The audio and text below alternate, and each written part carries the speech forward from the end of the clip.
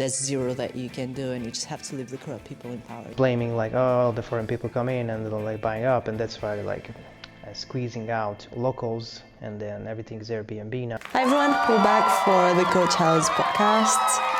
Kind of unnamed still, but let's just call it the Coach House podcast. I vote.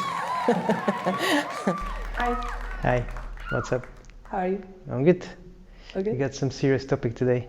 We Yeah. thought we're gonna talk about the happening in Portugal. Yeah, just quickly go over it and also mention something about the NHR. If any of you has ever considered coming to Portugal, you might have heard of the NHR program, which is something that might give you some tax benefits and so on. So it's been put into, under discussion whether that's going to keep happening or not. So we'll just quickly go over that if you're interested in coming. So the first thing was happening is they just announced that they're gonna delete or cancel NHR since from the 1st of January or something. So you have to apply until the 31st of December, which is very hard. Like you have to go through some paperwork and everything. This could be a little bit daunting, but so that was the first thing. And then like 2 weeks later, the Prime Minister announced that he's gonna resign. Yeah. Because of some shenanigans of Corruption. some corruption, which happened to some mining company in the north, but apparently they took some money in envelopes, and then some of them, not the Prime Minister, but his staff, been prosecuted. Yeah, so I can quickly go over that one, and then we go on to the NHR. So you just gave us the timeline through which things just happened, and this has been recent. This has been all in November, or between October and November. So this has just happened, right? So the government announced the NHR cancelling, and we're going to explain it properly in just a minute. And as Gary said, 2 weeks later, the Prime Minister resigned, and everyone's like, what the hell? So we are not new to corruption in Portugal. Just a few years ago, our Prime Minister was literally arrested under charges of money laundering related stuff. He had offshore accounts and so on. So this is not new, but as far as I know, it's the first time ever that that has been official searches to the official residence of the Prime Minister, and that the Prime Minister Chief of Staff has been detained. This is like unprecedented, right? So his office was searched. There was actually over 75,000 euros found just in the first search, literally in his office of Chief of Staff. No one's really sure if this is related to the actual investigation about the current charges of money laundering and bribery. But, it's not a good sign, I would say.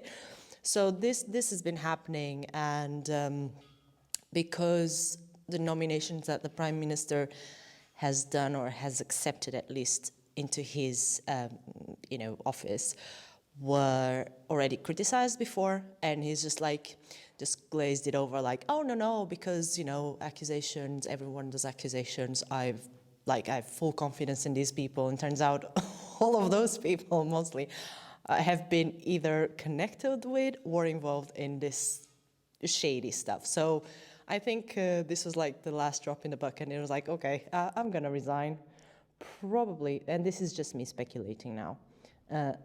He's just sort of trying to avoid an even deeper investigation, including him as like the main target of further investigations. Because obviously, if you're the Prime Minister, it's going to be way more likely that people want to know what the hell is going on and whether you are directly involved or not, right?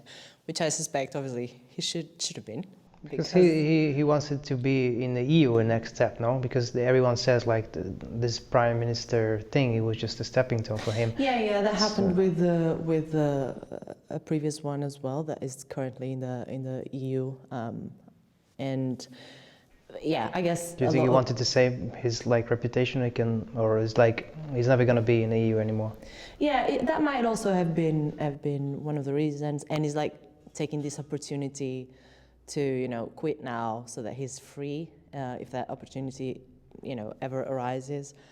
in the future, it has a CV as our prime minister, so that would be, that maybe makes sense that he would be the next one after the one who's currently there. So those might be a couple of the reasons.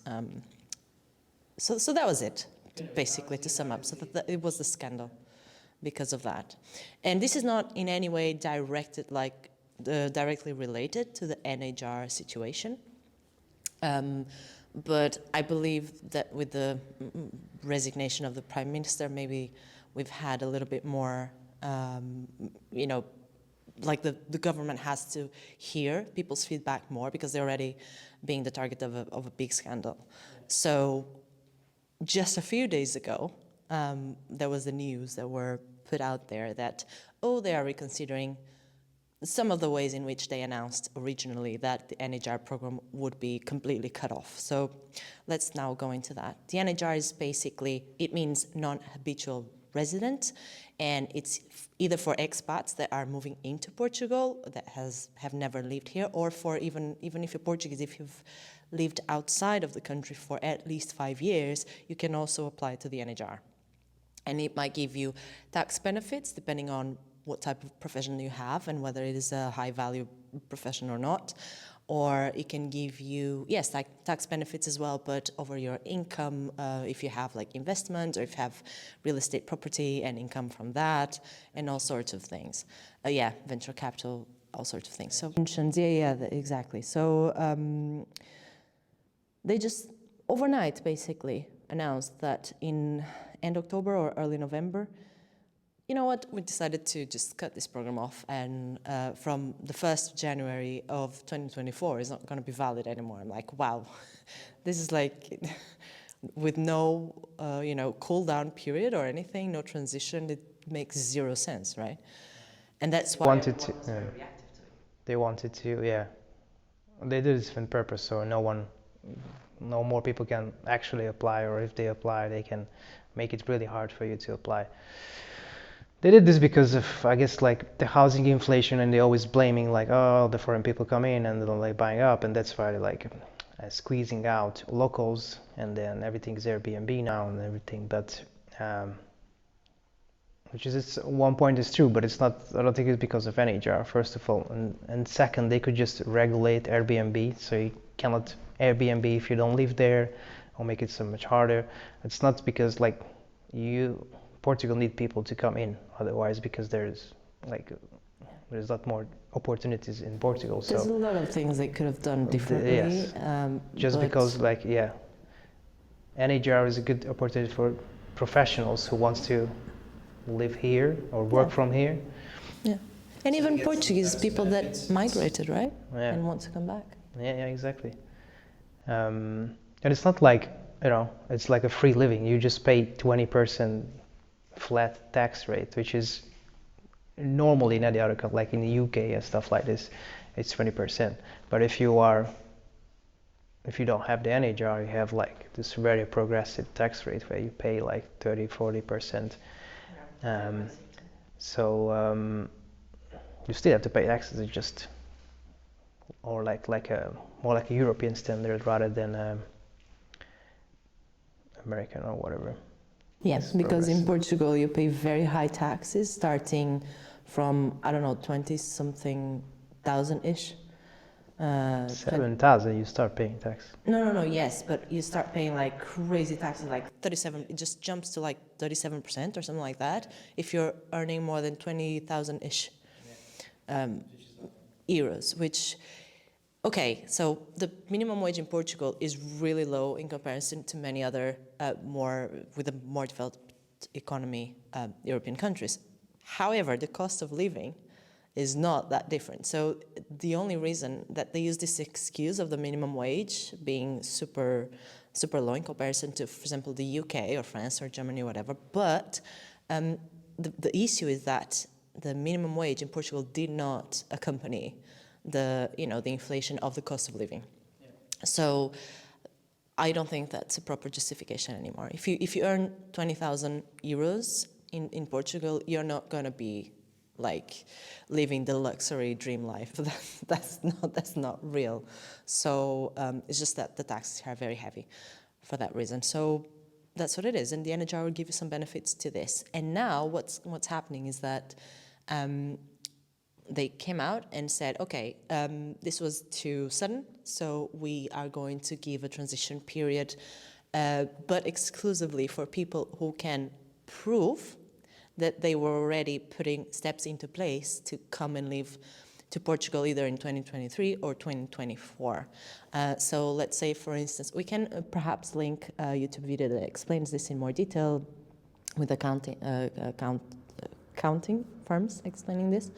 But to sum up, for example, one of the examples is if you already have a rental agreement, like a long-term rental agreement here in Portugal, even if you haven't switched your residency yet, but that shows sort of a commitment that you are, getting your life ready to move over here, or if you have a promissory agreement on a property, or if you bought a property, these types of things that can prove that you are indeed putting steps into place to move into Portugal. So and there's also a second specific scenario, but again, we'll look up a video or a couple of videos maybe where experts are explaining this, and then if you want, you can look at this into detail if you are actually considering to come here, to come living here. And this is sort of general. I think there's not much difference between the continent and the islands for this specific purpose. Yeah, but obviously I would always advise to, if you're going to move to a specific part of the country, try to sort of contact an accountant that is, from that region. If you're going to the continent, contact someone there. If you're going to the island, contact someone on that specific island if you can, because they will know the little divergences if there are any. So at least they are opening a period of transition for people who can prove that they have serious intention to move to Portugal in a very soon future. So that's better than nothing, I guess. But I do agree that it was really, really sudden. One thing about Portugal is that we have a lot of bureaucracy, and it's not just for the citizens, but for the government as well, because every time they want to implement something new, they kind of have to follow through the bureaucratic steps as well, right? So that's why I think they needed something, with some notice before the next election or something. They needed to say, hey, you see, we are for the people, not for the foreigners or whatever. So they just decided, NHR is a good target to use for that. And they just thought, okay, we're just going to end it, instead of, first of all, without a transitioning period, which I think it doesn't say anything positive about the country, because people get distrustful, And secondly, there's, as you said, they could have regulated Airbnbs, they could regulate the real estate market inflation, for example, they can regulate rents, but I just don't think they want to put in that work. First of all, you have to think, right? You have to do the work of getting together a team of experts thinking about things, and then you have to put in the work to get all these things through the legislation or process.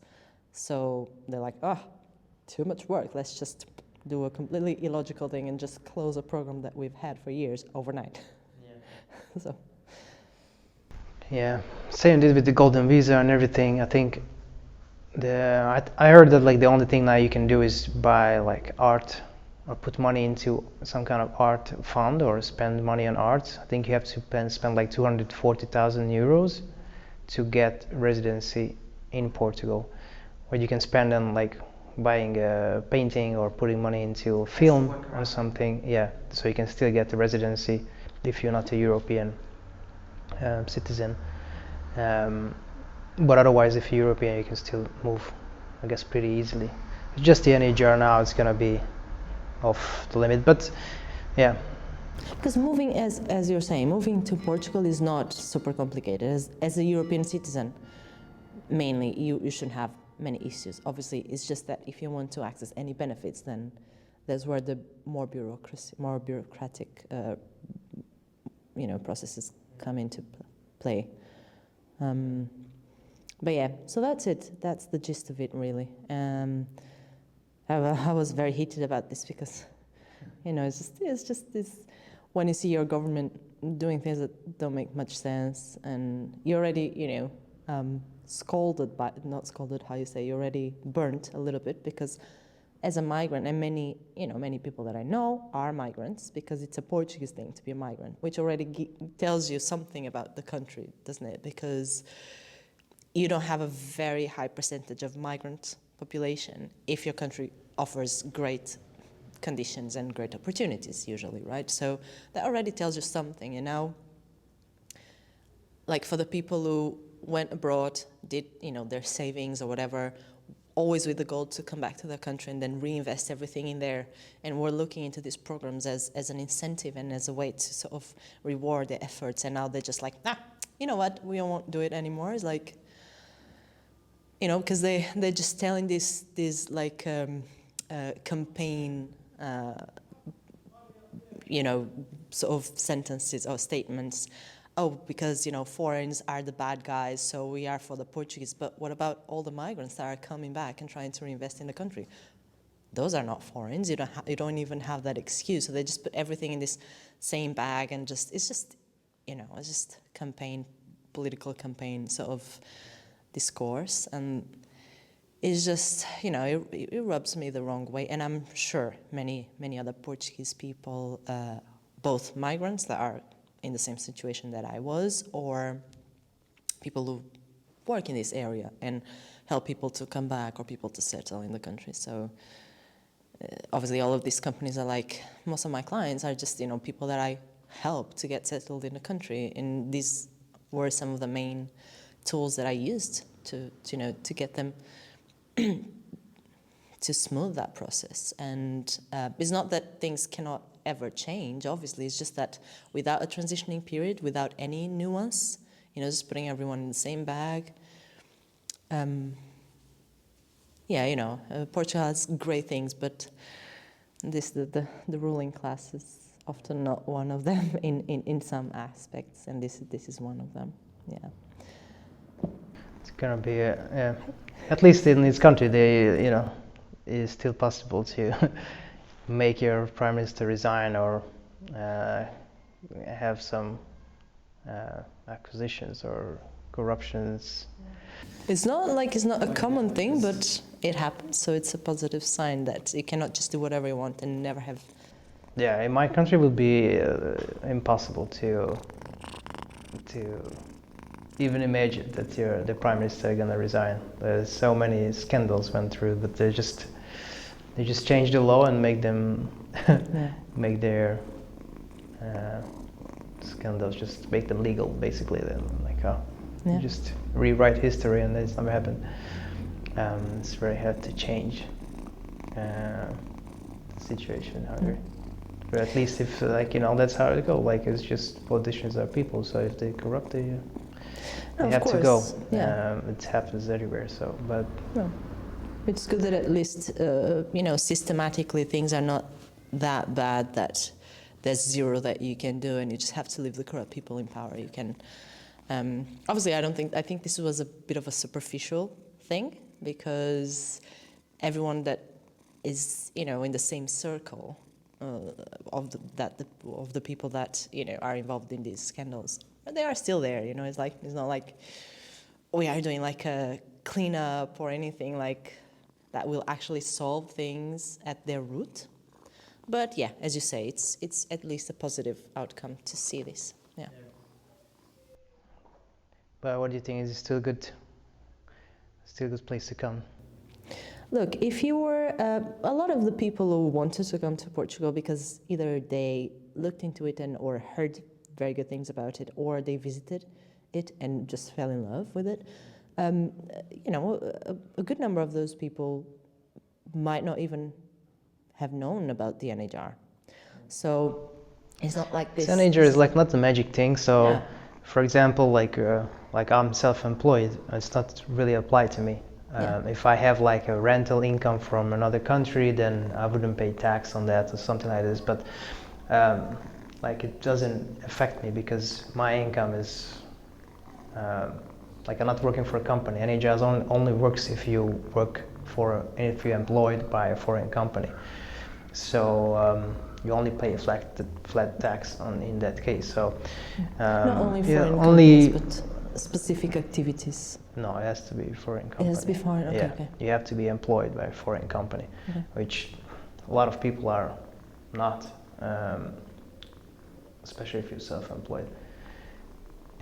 One thing, like, you have other benefits, obviously, like capital gains and stuff like this, and your pensions, and if you're older, you just want to live off your pensions and stuff like this, it has benefits. But if you're a young professional, I don't think like any job was a thing, like it's really made you move here.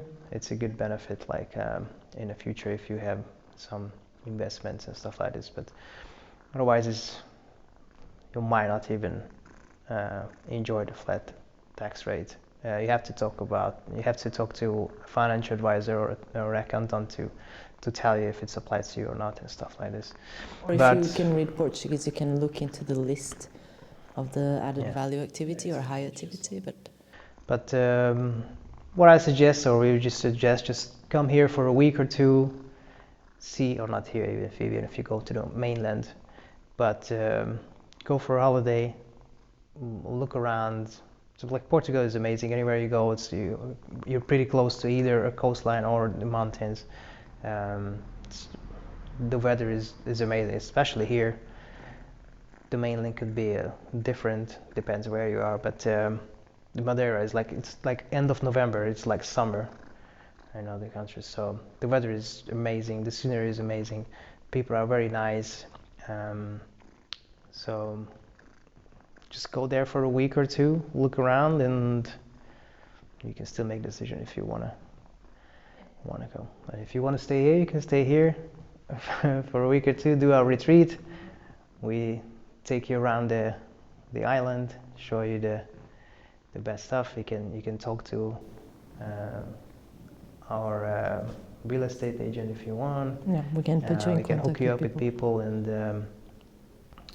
you can make a decision if you want to relocate here or not. Yes, exactly. Yeah, if you work remotely, maybe you can sort of book a bit of a more prolonged stay, I would suggest, so that you truly get a feeling of how your routine would be. And that's not just to Portugal. Wherever you want to move outside of the area that you are in, that would be, I think, a good thing to do. Yeah, because the internet is great, the roads are great, the weather is amazing. It's a nice place to be a remote worker. Yeah.